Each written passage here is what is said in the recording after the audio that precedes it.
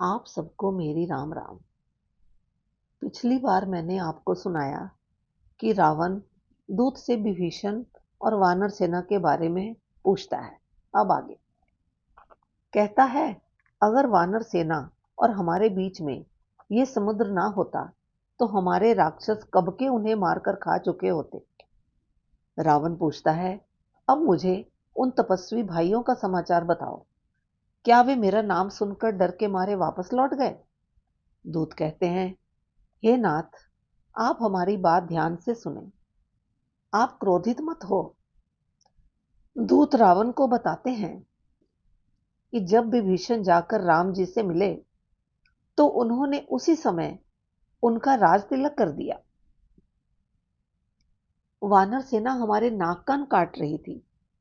हमने जब उन्हें राम कसम दी तब जाकर उन्होंने हमें छोड़ा। आप वानर सेना के बारे में पूछ रहे हैं? उनकी सेना का तो 100 करोड़ मुख से भी वर्णन नहीं किया जा सकता।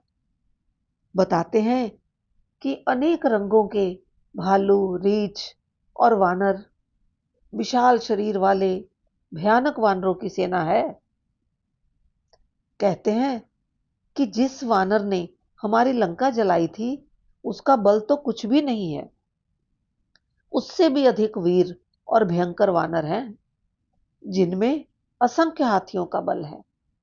सारे वानर बल में सुग्रीव के समान हैं और ऐसे बलवान वानर एक नहीं, करोड़ों हैं उनकी सेना में। राम जी की कृपा से उनमें इतना साहस है कि वो अपने सामने तीनों लोगों को भी कुछ नहीं समझते। दूत कहते हैं कि हमने सुना है कि उस सेना में कोई भी वानर ऐसा नहीं है जो आपको युद्ध में ना जीत सके। यानी सब वानर आपको जीतने का बल रखते हैं। सब बहुत क्रोध में हैं, लेकिन श्री राम उन्हें आज्ञा नहीं दे रहे, वरना वो तो हमें पल भर में धूल में मिला दे। वो ऐसे गरजते हैं, लगता है अभी लंका को निगल जाएंगे। श्री राम एक ही बाण में समुद्र को सुखा सकते हैं, लेकिन उनका बड़प्पन तो देखिए। वो आपके भाई से समुद्र पार करने का उपाय पूछ रहे हैं। जब रावण ने सुना कि राम समुद्र से रास्ता मांग रहे हैं तो वह उनका मजाक उड़ाता है, हंसता है और कहता है, ऐसी बुद्धि है राम की? तभी तो वानरों की सेना बनाई है जिनमें जरा भी बुद्धि नहीं होती। दूत से कहता है, तुम शत्रु की झूठी बड़ाई करने में लगे हो। जिसका विभीषण जैसा डरपोक मंत्री हो वह युद्ध में जीत ही नहीं सकता। तभी दूत ने वो पत्रिका निकालकर रावण को दी जो लक्ष्मण ने दी थी। रावण ने अपने मंत्री को बुलाया और उसे पढ़ने को कहा। वह पढ़ने लगा। उसमें लिखा था, अरे मूर्ख रावण, क्यों अपने कुल का नाश करने में लगा है?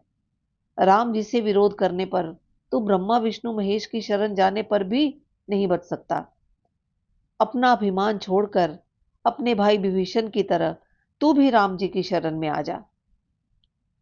पत्रिका सुनकर रावण अंदर से डर जाता है। दूत कहता है, राम जी बहुत शांत और दयालु हैं, बहुत कोमल हैं। वो आपको क्षमा कर देंगे। आप उन्हें जानकी वापस कर दें। जैसे ही दूत ने जानकी वापस करने की बात कही, रावण ने उसे भी विभीषण की तरह जोर से लात मारी। दूत उसी समय राम जी की शरण में चल दिया। इधर 3 दिन से राम जी समुद्र तट पर बैठे हैं, मगर समुद्र ने कोई हलचल नहीं दिखाई। तब राम जी को क्रोध आ जाता है। वह लक्ष्मण को कहते हैं, मेरा धनुष बाण लाओ, मैं अभी अग्निबाण से समुद्र को सुखा डालता हूं। आगे की कहानी अगली बार। तब तक राम राम।